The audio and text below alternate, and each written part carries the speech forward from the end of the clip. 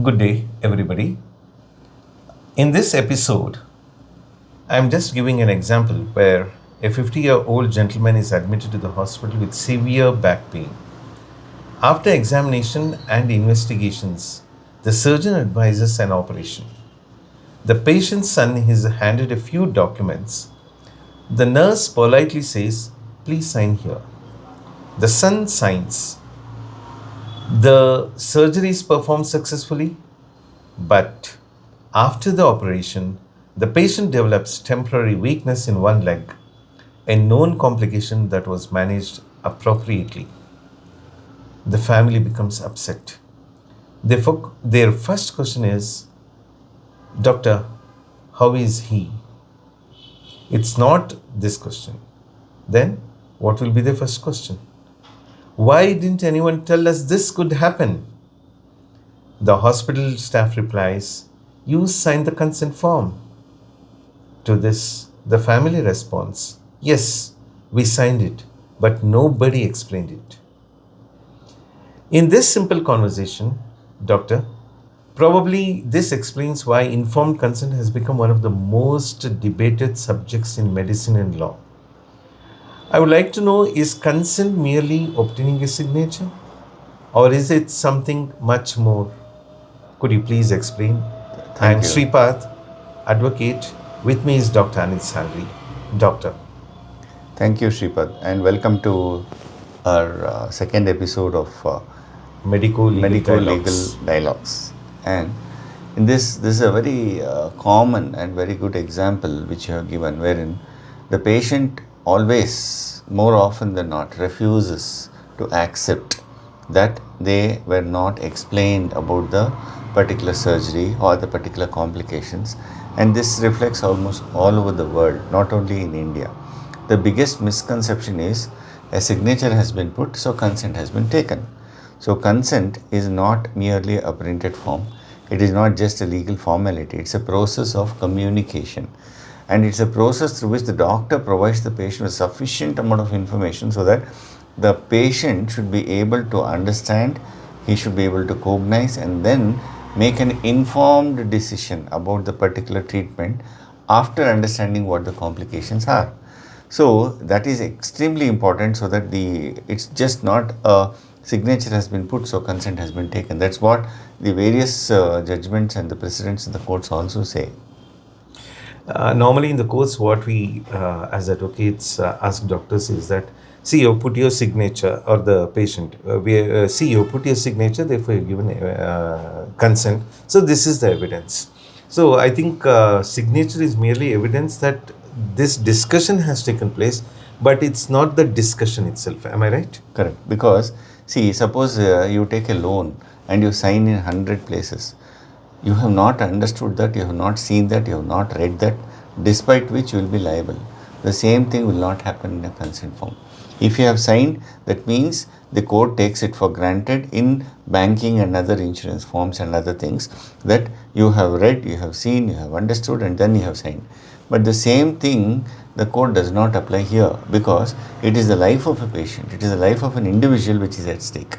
They say, if you have if you have put in a signature and if you have signed a form, that means, have you understood the complications? Have you understood the implications of the surgery? Have you understood with all the probable positive and the negative implications? So, normally You it's have a put in a signature. voluntary. So, with all that, and he has to put out his mind into it and then decide to go ahead with this or not. So, that means when a patient signs a consent, you or the doctor who operates on the patient or who does a procedure on the patient should make the patient or his relatives who understand that this is just not what they are trying to just get in a signature and do the procedure. He must explain what the disease is, why the treatment is required, and what are all the complications that can come with the treatment. Probability of. Yes. Now, while giving your prior reply, you was just telling that apart from consent, you mentioned informed consent. What is informed consent? See, informed means the patient should be informed about all the pros and cons, what disease it is, what are the various treatment options that are available. Suppose there are treatment options 1, 2, 3, 4, 5. Why a treatment option 1 or 2 is decided by the doctor, and why treatment option 2 is not decided by the patient but he wants treatment option 3. So, for every treatment that is proposed, there should be some benefits, there should be some risk. You should calculate the benefits and the risks and then decide, depending on their requirements, depending on their temperament, depending on their necessity, whether this particular treatment option is requested by the patient or the other treatment option is requested by the patient. But the patient is not a doctor. He cannot understand the medical law, medical aspects. So in that sense, it is the duty of the doctor to train him, to educate him about these things. Or make him understand. And make him understand these are the benefits and these are the probable complications. So he has to decide based on these things, and it is not just a signature that is putting it, but he is understanding them and then putting his signature. So what you're telling is that consent is not just putting your signature.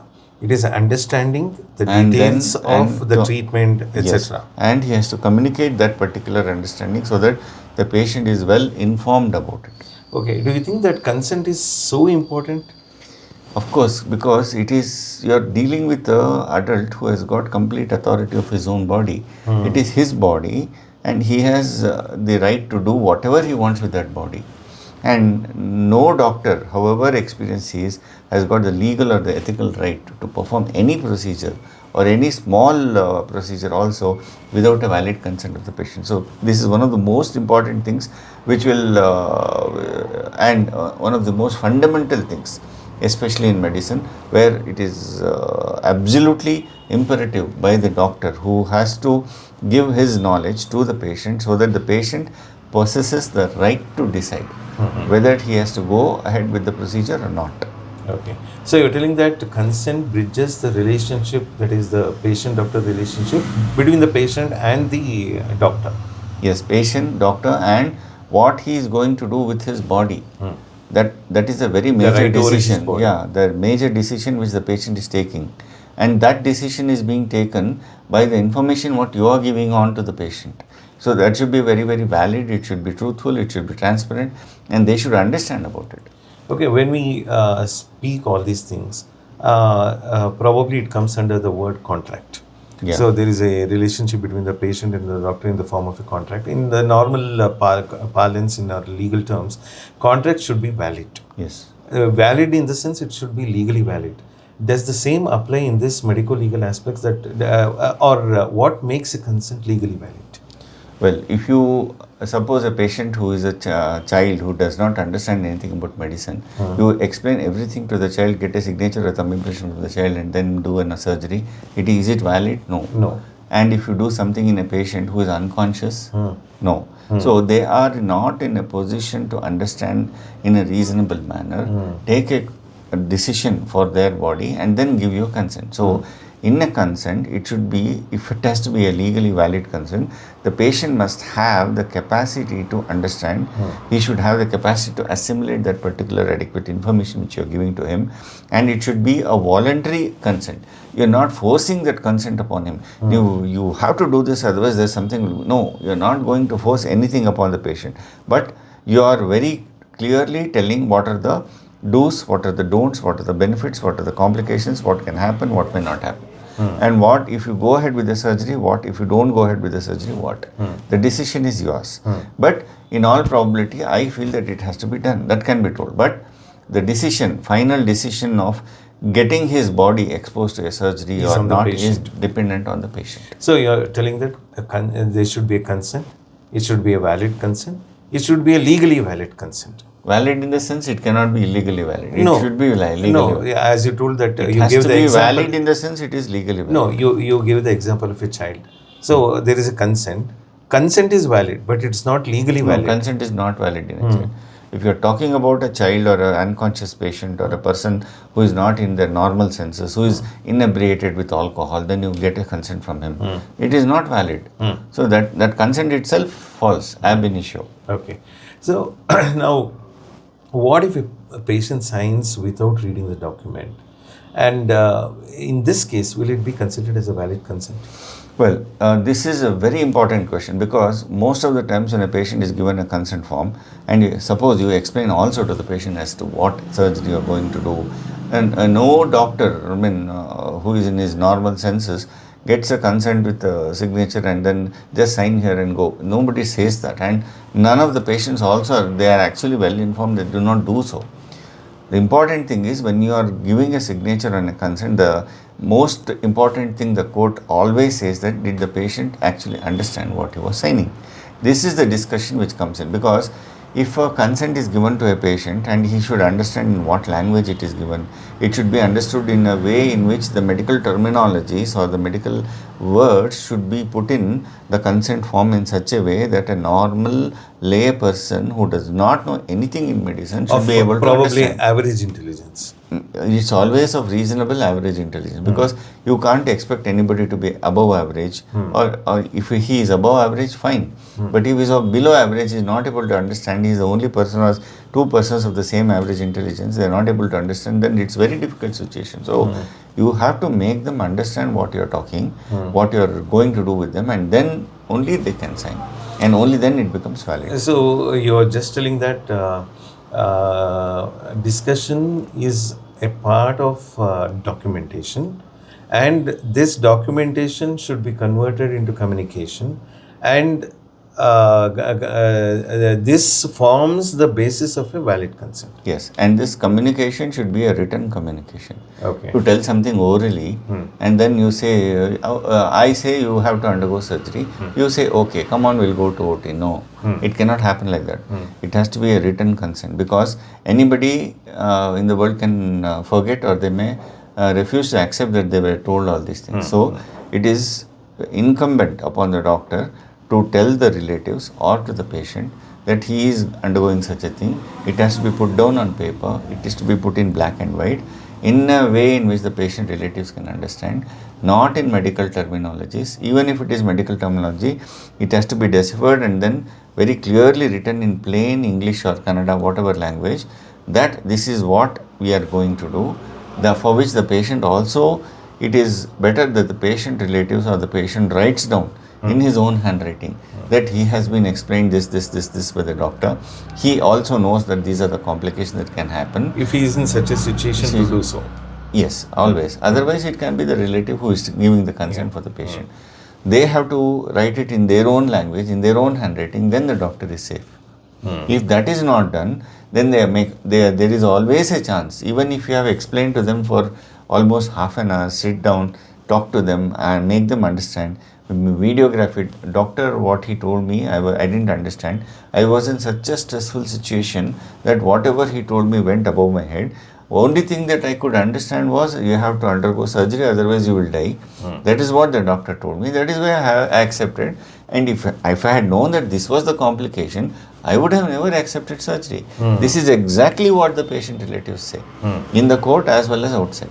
So, in order for the doctors who are really transparent, who are really honest with the work, they will have to mention it in writing, probably videograph it, make the patient relatives write down what they have understood about it, and that becomes foolproof, and then videograph it and keep it.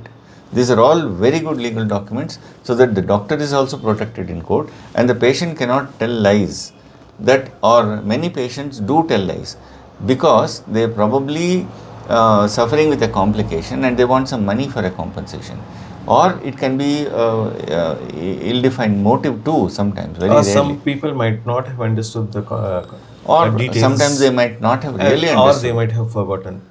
No, they would have really not understood that, or it might have not probably registered in their mind that these are the complications the doctor told, really because of some sort of an anxiety. Okay. So all these things come into picture. Yeah, doctor, you told that you have to take a signature on the consent form. So this is from the point of view of the patient. But from the point of view of the doctor, are doctors expected to explain each and every possible complication that may arise after you take the consent? For example, while performing surgery. Yeah, this is a very important question, because if you are going to explain each and every complication to a patient, then none of the patients will accept surgery, because You have got a list of complications for each and every procedure, right from injecting local anesthesia, which can give an anaphylactic reaction, from general anesthesia or an epidural or a spinal anesthesia, whatever, or even just giving an antibiotic to before the surgery, that itself can cause allergy and rashes. So these are all the complications related to the surgery itself. So if you list down all the complications, you can get hundreds of them. And it is not, the surgeon is not bent upon to tell all those things. Probably The you might most not know important, certain complications may no, arise it may during not be treatment. necessary, because these are all the things which you will probably instill fear in the patients.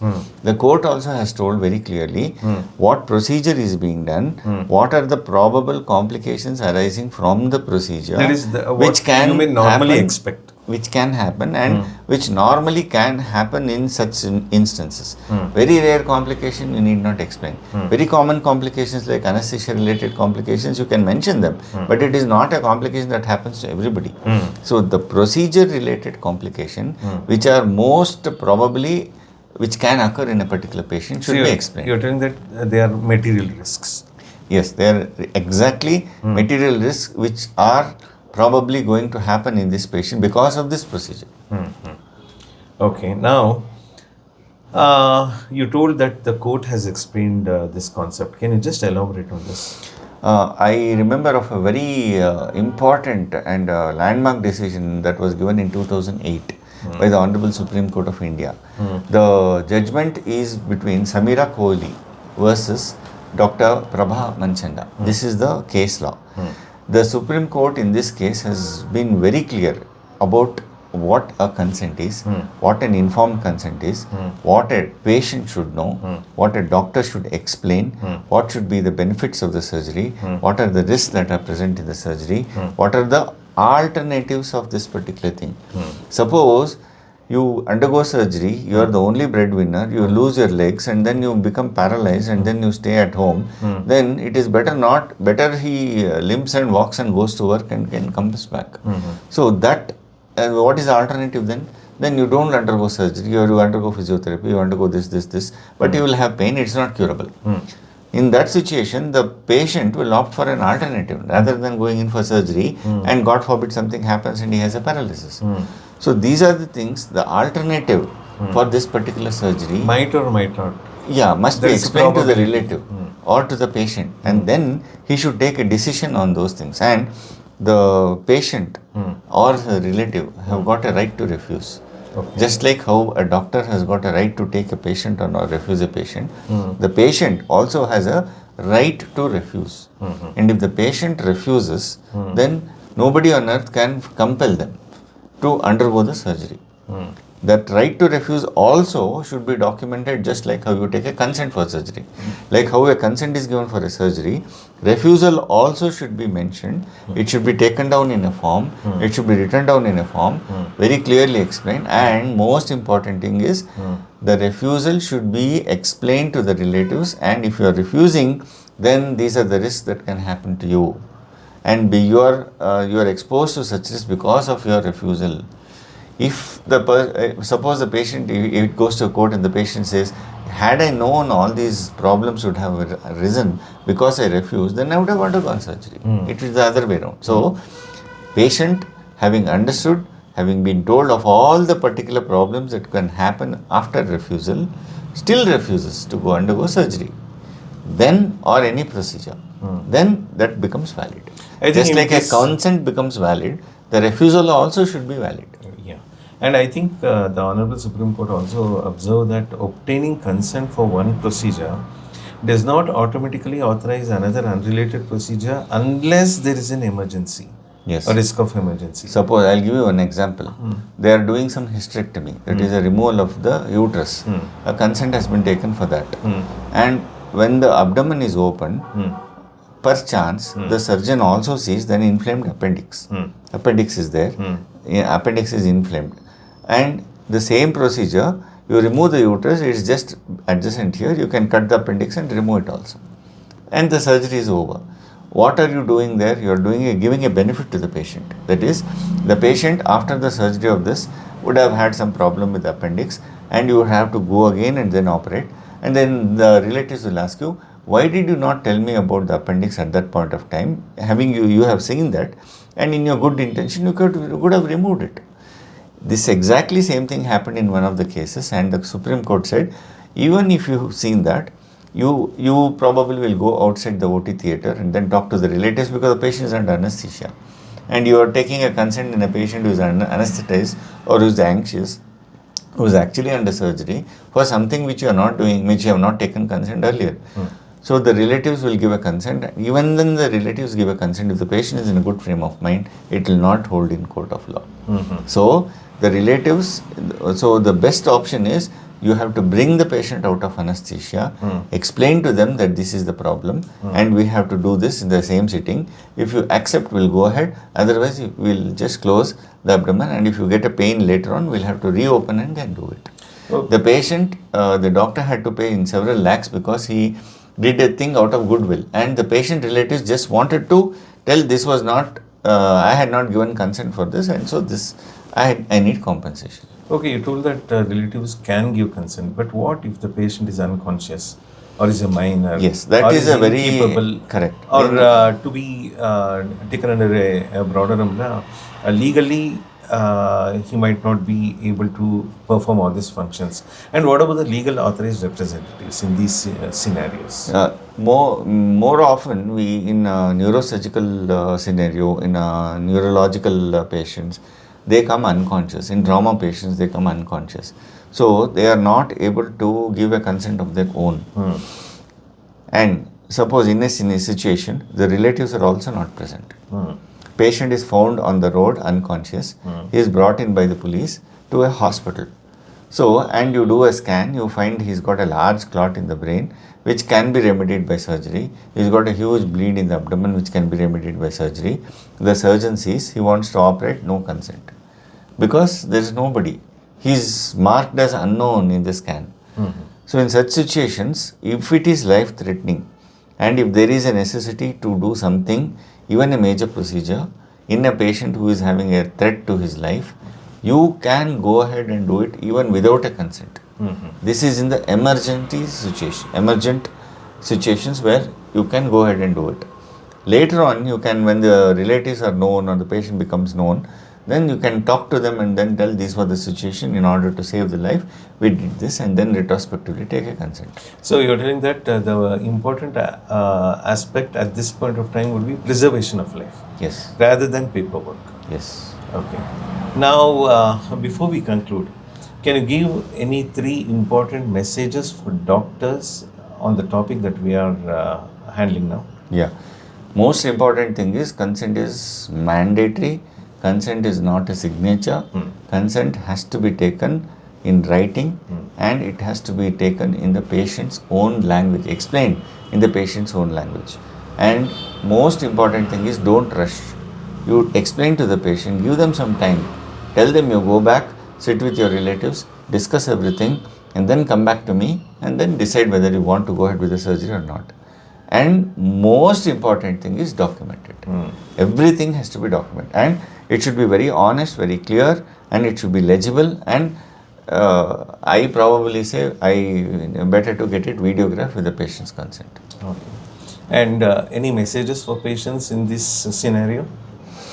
Well, the patients can ask any question they want. However, they think it could be stupid. It may not be stupid, but they can ask all the questions. They have to clarify everything, and it's better that they write in their own handwriting. This is the problem I have, this is the solution given by the doctor, this was the surgery that is offered, these are the complications which can happen, these are the benefits which can happen, and I want to go ahead with the surgery, and knowing all these things. And get a witness, 2 witnesses have to be there, because the patient, they may say the patient was under influence of alcohol, they were not fully aware, they were very afraid, they were very anxious, they were not able to think properly at that point of time. It was only saving the life of the individual, very close relative, father, mother, son, daughter. So it's very important that you get some witnesses.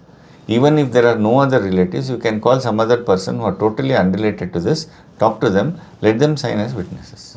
That is for the protection of the doctor and the hospital. I think we can sum up as a good doctor always welcomes questions. And probably we can also state that questions improves the trust between the patients and the doctors. Okay, today's discussion has completely changed the way we think about consent.